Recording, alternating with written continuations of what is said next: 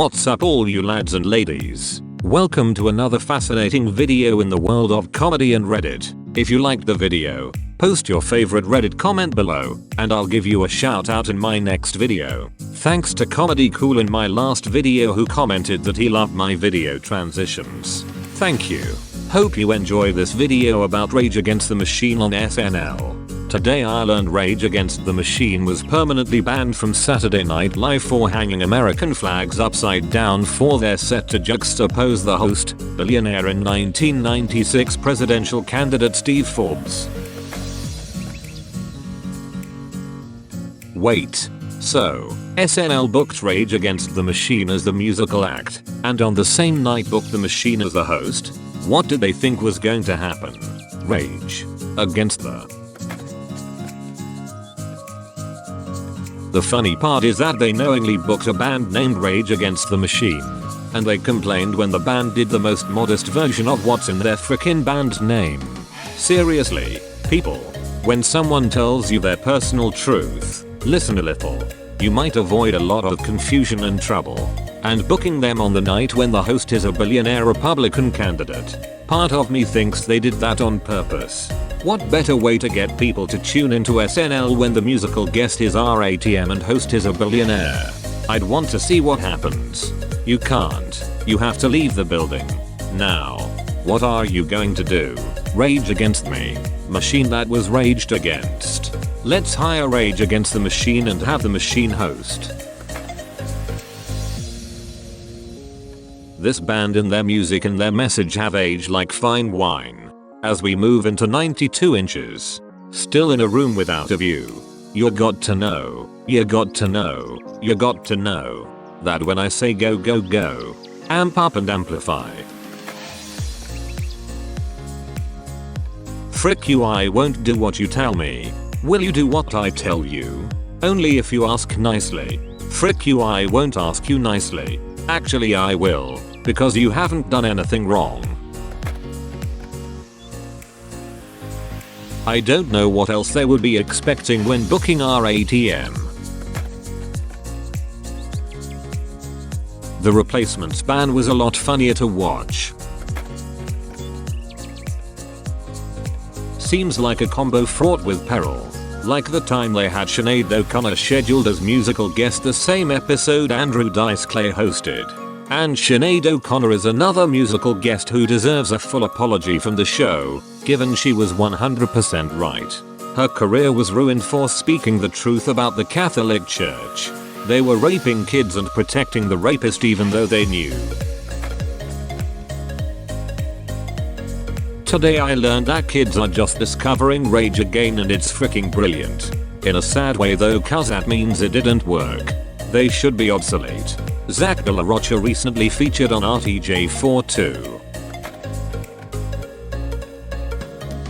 Millionaire Steve Forbes was a maverick candidate who had Washington insiders running scared. Who clearly isn't Steve Forbes, which is different. SNL wants acts that are edgy yet somehow mainstream compliant. Some of those who burn crosses are the same who work forces. One of my favorite things is seeing people being shocked when Rage Against the Machine rages against the machine. LOL, whose idea was it to have RATM and Forbes on the same show? It's important to point out that SNL has banned people and acts for far less, so their banning probably had less to do with their political stance and more to do with them not doing what they were asked. Lorne Michaels simply hates it when people go off script. SNL banned Elvis Costello for playing a different song than he was supposed to. I still remember Zach simulating raping, in my opinion. But that may not have been the intent. A woman on stage in 1993. That same night he said, "I'm telling you that we're not here to celebrate this lie that is Christmas." With images of Santa, this prosperous white man, bringing presents and good hope to the communities of our countries is a fat lie, and is one installed only to legitimize the falsehood which is white supremacy. So no more lies. No more lies. For a sec I thought you had misspelled rapping. Who had the bright idea to book Rage Against the Machine to a show hosted by a billionaire politician? It's like booking Twisted Sister with host Tipper Gore. That's not how you use juxtapose. They are also a Sony-owned act and have worked not once, but twice with the owner of Coachella, who is not only a billionaire, but the filthiest of the sort. Every single venue on their tour before Ovid were corporate venues, and not a single one of them challenged the election or corporations of our times. Instead it was like fundraiser for banks. I was hoping it was like a Deep Meter Banksy installment, but once Ovid and the riots dropped it was clear. It was a scam. It's a really bad look for them. There's absolutely tons of ways they could print money for themselves today, while having total creative freedom, and not working from directly within the capitalist system. I know they're going to have to work with corporations and make money, but they don't have to do it with Sony, for Christ's sake. There are bands out there that have done a much better job of doing their own thing. They're your anti-authoritarian poster boys and they're not even trying.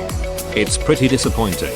I think many of these old school artists that haven't been in the mix for that long end up out of touch and lazy about adhering to their core values that made them so popular. They just want to phone it in. I'm sure they gave us frick. I may be reading too far into it, it's at 1:40 with the line "they don't gotta burn the books, they just remove them." It looks like Zach points to the amps where the flags were removed. Elvis Costello was banned from SNL for playing Radio instead of Less Than Zero. Sinead O'Connor was banned from SNL after ripping up a picture of Pope John Paul II and calling him the real enemy. Although in the past 10 years she's been a bit vindicated there. Frick you. I won't do what you tell me. RASNL. You mean Ted Torbs? Judging by the price of tickets for their last concert tour and their justification for said pricing, there needs to be a new band called Rage Against the Machine. Why the frick was he hosting? SNL is peak liberalism. They do the Orange Man bad skits then shirk at actual, meaningful political change. Who the frick thought it was a good idea? It would be like inviting David Duke and Louis Farrakhan on the same show. These are the same dudes charging $100 a head at concerts, right? Am I blind? I don't see flags anywhere in that video. I was expecting something really obvious. I thought the host that night was Steve Torbs. I mean, why would you book them with a presidential candidate? Clearly someone has no idea what they are about. LOL. Who cares? 98% of SNL skits aren't funny and most of them are cringy. And then they booked Coachella. Another cool story about Ratm is the unofficial list of band song on the US radio after the 911. You can find the list on internet and that's basically a list of lines with name of the artist and the name of the band song. Ratm is listed. On the song column there is all the song. I mean, why would you book RATM on the day that Forbes will be hosting anyways? That's either an oversight on the producers' part or they were asking for something like this to happen. Damn, imagine being such a snowflake that you cry about a little fabric that is upside down. They're known for this it. Why you get them in the first place?